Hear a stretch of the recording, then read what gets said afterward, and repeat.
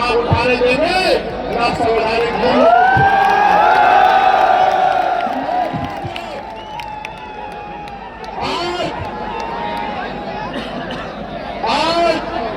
इस मुजफ्फरनगर की धरती पर ये जो ऐतिहासिक जन सैलाब आया है, ये चेतावनी है दिल्ली और लखनऊ में बैठी सरकारों को कि आप शाम दाम दंड भेद यूज करके हमारा मनोबल गिराने की कोशिश कर सकते हो, लेकिन कामयाब नहीं हो सकते।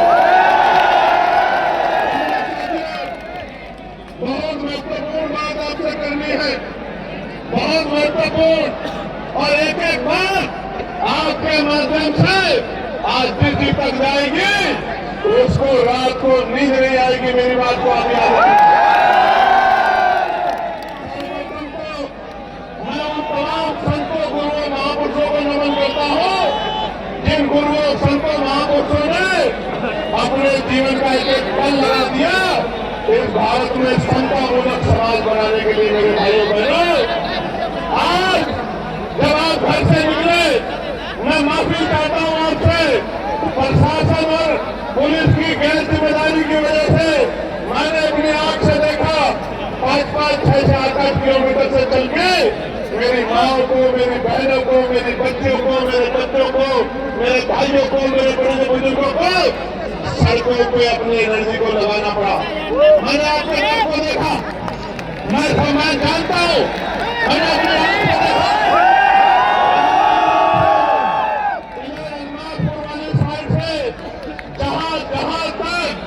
निगाह जाती थी, ये नीले झंडे वाला आजाद समाज पार्टी के लोगों का दम चला।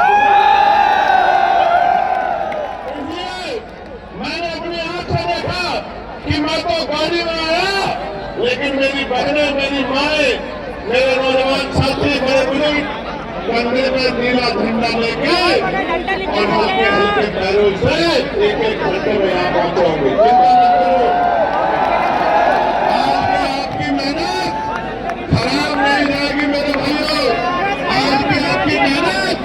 एक नया सूर्य निकालने का काम पश्चिम उत्तर प्रदेश में करेगी और रेशमी पूर्वांचल तक जाएगी और उसकी खबर दिल्ली तक जाएगी। मेरी बात को आप याद रखें।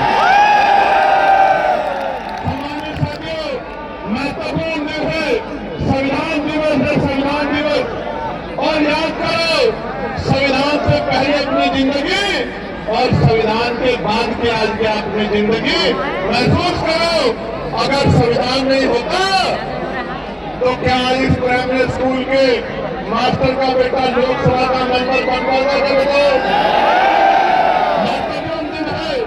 इस दिवस पे मैं संविधान दिवस की 76वीं वर्षगांठ के अवसर पर आप सबको बहुत बहुत बधाई देता हूँ। और मुजफ्फरनगर की क्रांतिकारी भूमि पर संवैधानिक मूल्य बताओ, भाईचारा बनाओ अभियान के तहत संवैधानिक अधिकार बताओ, भाईचारा महारैली में आप लोग पहुंचे हैं। और जितने कार्यकर्ता पदाधिकारियों ने जो इस मंच पर बैठे हमारे नेता, जो नीचे वहां झंडा उठा के वॉलंटियर बन के काम कर रहे हैं, जो चुनाव में खड़े होकर अपनी बसें निकलवा रहे हैं, आज आपने मेरे ऊपर जो ऋण रखा है, जो कर चढ़ाया है, मैं चंद्रशेखर आजाद अपने पूरे आंदोलन की तरफ से, अपने नेताओं की तरफ से आपसे वादा करता हूं, जहां आपका पसीना पड़ेगा हमारा खून वहां पड़ेगा।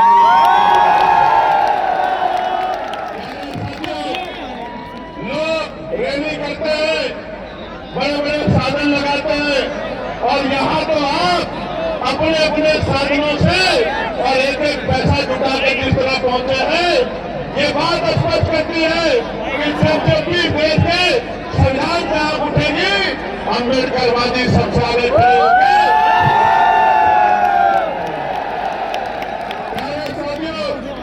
इस देश में दो ही विचारधारा काम कर रही है।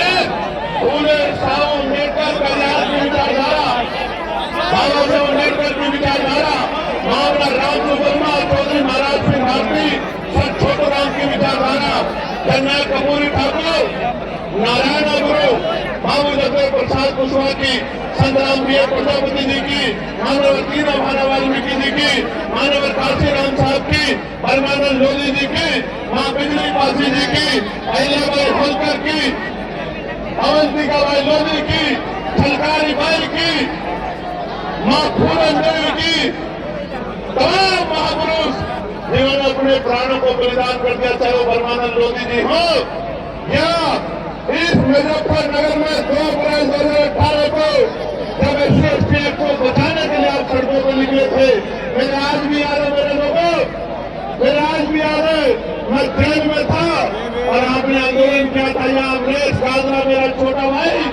पुलिस की गोलियों का शिकार हुआ था, मेरे आज भी याद है। सरकार ने ढूंढ पाई कि आपके भाई को गोली किसने चलाई थी।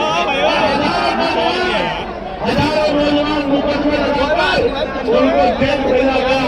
जब मैं बात को आगे बढ़ाऊंगा तो मैं पूरी बात रखूंगा मेरे लोगों। प्यारे साथियों, इन दोनों विचारधाराओं में जो कोई राजकाज में रहेगा उसी को आगे बढ़ने का अवसर मिलेगा, और जो राजकाज में नहीं रहेगा उसको ये सरकारें कुचलने का काम कर देंगे मेरे लोगों। इसलिए इन दोनों विचारधाराओं में जो संघर्ष चल रहा है, पहली फूले साहू कल्याण अम्बेडकर की विचारधारा और दूसरी मनुवाद की विचारधारा, जिसकी सरकार आज केंद्र में और राज्य में बैठी हुई है, इन दोनों विचारधारा में जो संघर्ष चल रहा है, जो सत्ता में बैठेगा उसी को आगे बढ़ने का अवसर मिलेगा। इस संघर्ष को, ये आज का संघर्ष में मेरे लोगों, इसके लिए तमाम महापुरुषों ने, महामानव तथागत बुद्ध से लेके जगत गुरु सतगुरु रविदास जी ने, गुरु कबीर जी ने और पता नहीं कितने संतों ने कुर्बानियां दी है, और आज भी संघर्ष जारी है। हम लोग भी कुर्बानी के लिए तैयार है, लेकिन झुकने वाले नहीं है मेरे लोगों। मेरी बात को समझना, आज मेरी बात पर गौर करो। हमारे महापुरुषों ने संघर्ष की मशाल को जलाया और आज भी संघर्ष की मशाल को लेकर हमारे लोग चल रहे हैं।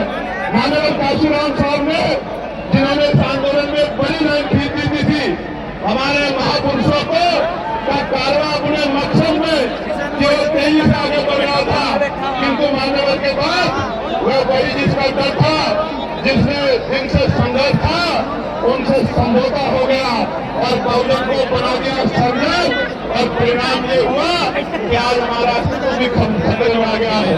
संविधान हमारे लिए कितना महत्वपूर्ण है, इसके लिए बाबा साहब ने हमें बहुत दिन पहले आगाह किया था। और क्या कहा था बाबा साहब ने? बाबा साहब ने कहा था कि मुझे मेरे जाने के बाद मरा हुआ मत समझना, जब तक संविधान जिंदा है मैं जिंदा हूँ, और हमें संविधान की रक्षा करनी चाहिए। मेहरबानी होती है आप पीछे आ जाओ, आपकी नौटंकी की वजह से मुझे नुकसान हो रहा है।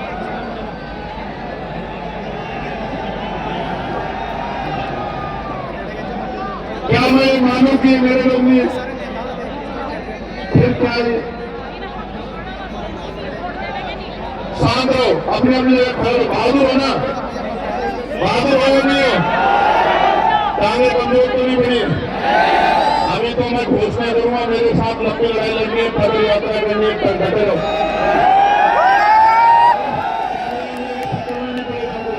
ठीक है, कान खोल के सुनो मेरी बात को। इसलिए संविधान दिवस के मौके पर आज आप लोगों को बुलाया गया है कि आज संवैधानिक मूल्यों को बचाना है, और भाईचारा अभियान के जरिए जनपद मुजफ्फरनगर में पहली रैली है। आज से यह यात्रा देश भर में संविधान की रक्षा और सुरक्षा तथा संवैधानिक मूल्य बचाओ और संवैधानिक अधिकार के प्रति देश के समस्त नागरिकों में चेतना, जागृति और जन जागरण पैदा करने का काम करेगी आज की रैली। बीजेपी ने तो षड्यंत्र से अच्छे दिनों का झांसा देकर गरीब जनता को गुमराह करने का काम किया। असल में तो अच्छे दिन हमारे तब शुरू हुए थे जब बाबा साहब अम्बेडकर ने 26 नवंबर 1949 को संविधान सौंप दिया था, और 26 जनवरी 1950 को संविधान लागू हो गया था। हमारे अच्छे दिन तो तब शुरू हुए थे, लेकिन हमारे साथ धोखा कहाँ हुआ? हमारे साथ धोखा ये हुआ कि अच्छे दिन तब आएंगे ये बात हमें नहीं बताई जब राजकाज हमारा बनेगा, जब लोकतांत्रिक व्यवस्था में सीएम हमारा बनेगा, पीएम हमारा बनेगा, तब जाके हमारे अच्छे दिन आएंगे। और जब तक सीएम पीएम हमारा नहीं बनता, हमारे अच्छे दिन नहीं आते मेरे लोगों।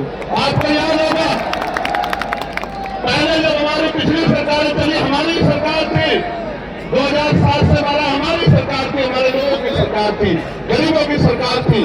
जब जब हम पे राजकाज आया है, हमने हर एक व्यक्ति के अधिकारों को संभालने का काम किया। हमें अपनी ताकत को समझना पड़ेगा। हमें हमारी लड़ाई किसी जाति से धर्म से नहीं है, हमारी लड़ाई देश में राजकाज की है, अधिकारों की है।